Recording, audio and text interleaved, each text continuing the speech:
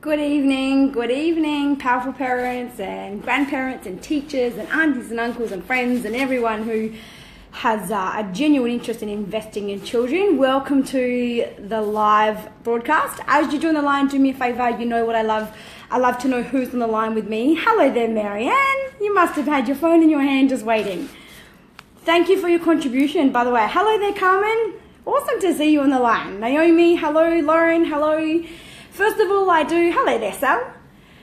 Diane, hey, Di. Eva, hi. So I do want to say thank you, first of all, for those of you who contributed. I made a post in the Powerful Parenting Facebook group just asking for what topics. You know, there's like a million topics. I could do a different topic every week for the next 3 years with kids. There's so many things to cover. But, I really wanted to be able to provide as much value direct to you. So tonight we're covering how to deal with an angry child and a child that loses their temper or has fits of rage or whatever. Because that was suggested by a couple of people. There's a bit of a common theme between a couple of people who commented. So that's why we're covering that tonight. Hello there, Tonkin. Hello there, Chad. Okay, let's get started, and those who haven't joined us yet, they can watch the replay. Now, I've actually taken a couple of notes. I just made myself a couple of dot points that I wanted to make sure that I did not forget to cover, because last time I did a topic, can't remember what it was now, but I got off the line, I was like, damn it, I forgot to say that. So I made myself a couple of notes tonight, because I want to cover this really well, and I want you to be able to really get some takeaways from this. So, first of all, hello there, Lee and Jamie. Hello there, Ralston. This is awesome. Okay, so first of all, this will differ slightly depending on the age of the child. So just keep that in mind. I'm gonna do my best to cover I guess language and a few techniques for different ages. But first of all, I want to just bring your attention to you as the parent or the grandparent or whatever it is that you are, because quite often the way that our children handle anger is very influenced by the way they see us handle anger, or by the fact that they don't see us display our emotions, and so therefore they don't feel safe enough to show theirs. And when you hold emotions in, the outcome is anger. I don't believe that anger itself is a real emotion. I think anger is just an outward manifestation of hurt or fear. So what they're really dealing with, typically when we're angry, we're dealing with some level of hurt or dejection or fear of something, even if it's fear of not being good enough or fear of being in trouble or whatever it might be. But because it's typically being unacceptable to show your feelings, what is accepted in society is being angry. And so what we've all learned to do, and by default we've passed this on to our children, is we've basically just, taught them how to display a whole lot of emotions as anger. But quite often what they're really dealing with isn't even anger. So first of all, I want to say to you as parents, that it really is important. This is where vulnerability is the most powerful thing that you will ever learn how to do. Be vulnerable and be transparent, because when your children see you express all of your emotions and put names to those emotions, we really want to try to give our children a vocabulary around their emotions, because that's how we express what we feel. So depending on the age of the child, quite often, and to be honest, this even includes most adults these days, they don't even know what they're feeling. They're not even tuned in enough. Most of us, most people aren't even tuned in enough to even know and identify what they're feeling. And then if and when they are, they don't know how to verbalize that, and again, adults included. Quite often, a lot of people that I coach, I just get so angry, I'm always so frustrated, and it really, really triggers me. And, when we get down to the bottom of it, none of it's even anger. It's just that they were taught that being angry was okay, but being hurt or being upset or being anything else made them wrong or made them wussy or made them weak or whatever it might be. And so the only way that they felt comfortable enough to express an emotion was through anger. So, hello there, Lara. And Liv, hello everyone. So I want you to just keep that in mind first, okay? They learn from us. So number one, be vulnerable. Number two, try to bring into your vocabulary as of right now, no matter how old your children are, different words. So, like you'll say, so to teach your children, it's okay to feel what they feel and also how to express it, because any emotion that doesn't get expressed is left in the spirit unresolved. And unresolved emotion gives us baggage. And then what happens is our spirit is trying to clear that baggage as we go through life, and so that we can expand beyond it. And in order to clear that baggage, it has to trigger that baggage. So any baggage that we carry, we then go and attract circumstances and situations to us that help trigger that for us, so that we can heal from it, so that we can release it. And so we want to be able to teach them to be able to express and to feel what they're going through as they're going through it, because anything that is not expressed is kept inside your spirit as unresolved emotion, and then that becomes the filter through which you see so many things through, and then life gets all distorted, because the truth is there really is no reality. There's only your perception of it, and it distorts our perceptions. Hello there, everybody. So let's get on to this. Hey, Stacey, Kelly, wow, a whole bunch of Majura people. Brooke, hello guys. Okay, so being vulnerable as a parent. And using words around your emotions. So you want to say things, you say things to your kids like, I'm feeling really apprehensive about the game this afternoon. Or it might be, frustration's really what I'm feeling right now. Gosh, I'm frustrated about that. Or, I'm thrilled and ecstatic about your decision. So you want to try and really, you literally go and Google some words. Go and Google, get a thesaurus tonight, and, write down the word anger, write down the word whatever, frustration or whatever it might be, or happiness or whatever it might be, and get a few different words in your vocabulary, and then use it when you're feeling it, so that your child then learns how to express their emotion when they feel that, because they're very sensitive to our vibrations, and then they can identify when they're feeling that same vibration, and now they can label it, now they can express it, and we can help them resolve it. Because when you get a child that's full of rage, that's just a child whose bucket is full, and that's just a person, that's just an adult. If you're on the line and you're someone that just loses it, and you find it really hard, your bucket is full. You've got a lifetime's worth of unresolved emotion buried in you, and you need to get that bag off your shoulders and empty the contents, and that'll be the only way that you're able to, not go into those fits of rage. That only happens when the bucket starts overflowing and you literally can't take any more. So, secondly, another way you can do it with your child is not only saying how you feel, but saying to them. So, like when you notice how they're feeling, you might say something like, "Geez, it sounds like you're furious with her," or I can see the aggravation on your face. It could be, you seem dejected today. Rather than you seem sad today, you seem a bit dejected today. Or what's going on? What's up? You seem like you're getting around with a gloomy old cloud above your head. So we've just put in the words like apprehensive and frustrated and, aggravation and furious rather than just angry. So we want to do that, okay? So that they can express things to us.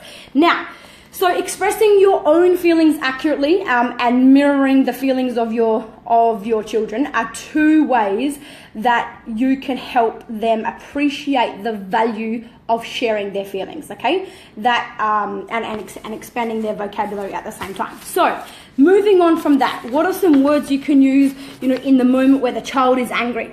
Here's what we want to do. We want to let them know that feeling angry, feeling anything is always okay.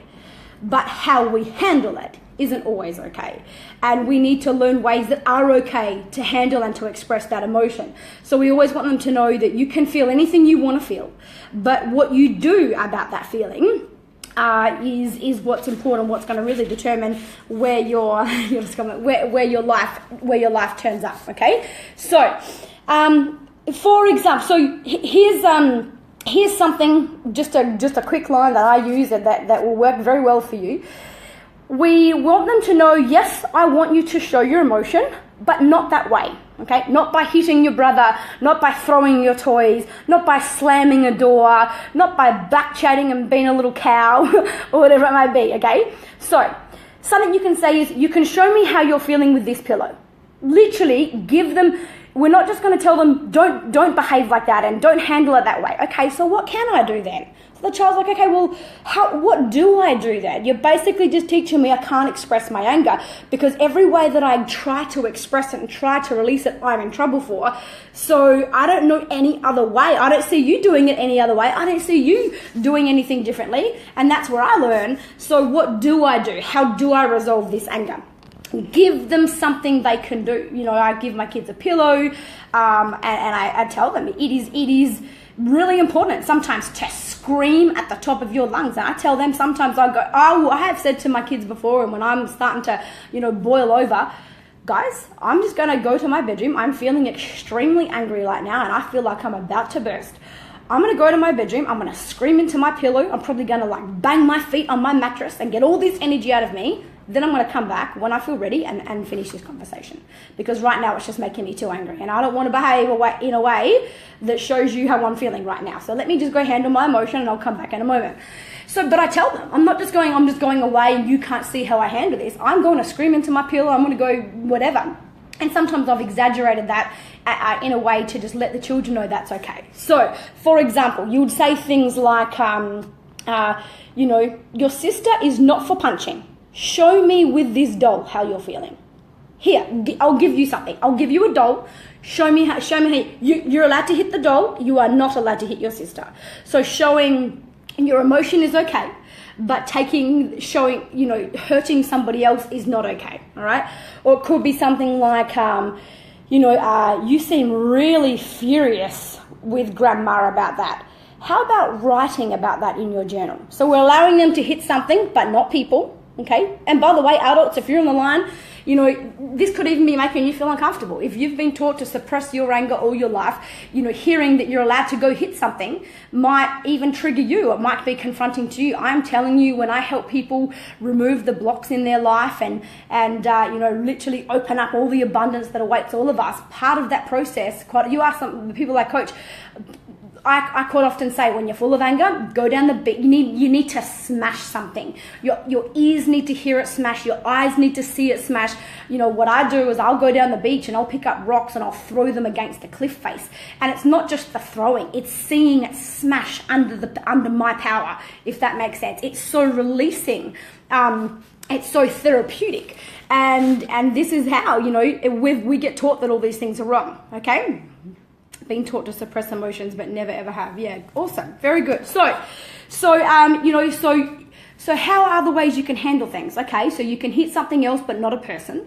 You can write about it. Writing can be amazing because writing helps us express. Now, here's the thing: they need a good vocabulary to be able to write. This is why it becomes really important for us as parents, not just to love them, but to lead them and to be the leader, to be the example they need, to use different words to describe our emotions, so that, what happens is you start using these different words. I feel really apprehensive about that, or I feel really aggravated by that. And, my 5-year-old comes out with these words, and I guarantee if I said to her, what does that mean? She wouldn't know what the meaning of the word was, but she absolutely, and a lot of you, every one of you on the line will know this with your own children, they know how to use it. They can use it in context. Even if it's swear words, they use them in context. They understand how to use the words. And so, boxing bag is a really good thing. Yeah, fresh air, absolutely. So it could be, so I'm acknowledging your emotion. I'm not saying feeling that is wrong. I'm saying I can see you are furious about that. How about writing about it? How about going and, go outside and have a round with a punching bag, whatever it is you decide to do. It could be something like, what to do with any child really, doesn't matter what age. If your child's into art, this can be really therapeutic, but if not, especially with little children, something like, it must really hurt, not it must make you angry. Okay, we've been taught to not show hurt, but to show anger. So we convert it into anger, but really it's hurt. So for example, it must really hurt to be the only person that wasn't invited to that party. How about you draw me a picture of how you're feeling right now? That works amazing with smaller kids, but also any child that finds it hard. If your child is good at drawing, or they find it, relaxing to doodle or to draw, ask them, show me a picture of how you're feeling, okay? So we want to give them other ways to do it, okay? Another example would be something like trucks are not for throwing. You can stomp your feet and you can scream as loud as you like to show your anger, but throwing toys is not okay. So it's kind of the red light, green light principle that I spoke about last week or the week before, okay? Throwing toys is not okay, but you can stamp your feet and scream if you like. You might have a rule in your house where you are welcome to stamp your feet and to scream about it, but not out here in the lounge room. Please go and express how you're feeling in your bedroom. Yeah? So it's totally fine to have boundaries, because again, we're being a leader. We're showing our children a level of self-respect. I won't tolerate that. I won't settle for that behavior. I won't be called that name. I will not be spoken to like that. I have too much self-respect, and I'm being an example for you of self-respect. However, I don't want to dismiss your feelings. I don't want to put you down or be the parent that comes down on top of you just because you're the child and I'm the parent. So it's do as I say, not as I do, and I can yell at you, but you can't yell at me. Okay, that's really disrespectful, and they feel very dismissed and very disempowered, and then they learn to not bother expressing their emotions. Okay, so we want to ask them, to show me your anger. Here's even just something like, here, use this pillow. Pretend it's your brother. Hitting your brother is not allowed. Hitting this pillow is completely okay. Even if you have to do that, okay? So we're saying you're allowed to feel however you want to feel, but just because you want to hit someone doesn't mean you can. There's lots of times in life where you feel like, and you might even do that yourself. Let's say your partner makes you angry. It's okay to literally say in the earshot of your children. In fact, I highly suggest you do. You go, oh my gosh, I just feel like I want to hit something right now. Or, I just feel like I just want to bash him right now. But you know what? Here's what I'm going to do. I'm going to handle it this way. So they go, oh, my mum felt like she wanted to hit my dad or bash him or hit something. But she didn't do it, or he didn't do it. She felt like it. She felt like she wanted to just smash him, but she didn't. She handled it this way. So now that makes it okay for me to feel like I just want to smash that person when they do that to me. But that's not how I handle it. I've got other, tools in my little toolbox that I can use, okay? Now, finally, some other language that I just wanted to touch base, just to help you break the cycle, because sometimes they're in a fit of anger, and it's really hard to just stop them in that moment and get them to listen or pull them out of it. And they get very back chatty, and this is probably more for older children and teenagers in particular. I know a few of you asked about some teenager stuff. So when they get back chatty, or they call you a name, or they be really sarcastic, and it's like, oh my gosh, you gotta be kidding, or anything like that that's a bit back chatty to you. Really good language is, I don't like what I just heard. If you're angry, please tell me another way. So I will show respect for myself, and I will not be spoken to like that. But you're allowed to feel how you feel. Just find a more appropriate way of expressing that, please. Okay? So bottom line of helping children deal with anger, if they're getting to massive fits of rage, that is a sign, parents, and sometimes it's hard because you feel a bit guilty and you're like, oh my gosh, what do I do here? But they have got a lot of unresolved emotion. So what happens is the universe is sending them experiences to trigger that emotion, to help bring it up so that they can resolve it. Once you resolve it, it leaves you. It frees you. There's space in your spirit. You're not heavy anymore. There's literally space in your bucket, and now you can handle things that you couldn't handle before. You can handle niggly comments from other people, or you can handle a bit of dejection or a bit of, being paid out. Whereas before, when your bucket's full, you got offended by everything. And so when they're getting really full, we need to teach them, hey, there's a lesson you're missing, and it's going to come at you, and it's going to come at you, and it's going to come at you until you resolve it. And so we need to help them to, you have a very back chatty nine. We need to help them know that that's okay, all right? So the feeling is okay. Honor the person, change the behavior. Change the response. That's basically the fundamental principle that I apply here. Honor the person, change the response. That's my goal. I want to honor your feelings. I want you to learn how to honor your own feelings and express them. You need to honor how you feel, but we need to make appropriate choices and choose appropriate behavior that that doesn't hurt or affect anyone else around you in a negative way. So that is it for me. I'm gonna stop that there. This is a topic I could go on about for ages, and in fact, in my workshops I'll be running a parenting retreat. No matter where you are in Australia, I would highly suggest, if you resonate with all the information that I share, make it a point to come to the retreat. It will be a weekend, and it will be in August. I'll be putting all the details out on that. My new brand will be being released in the next 2 weeks, and a new website and things like that, all in alignment with my TV show.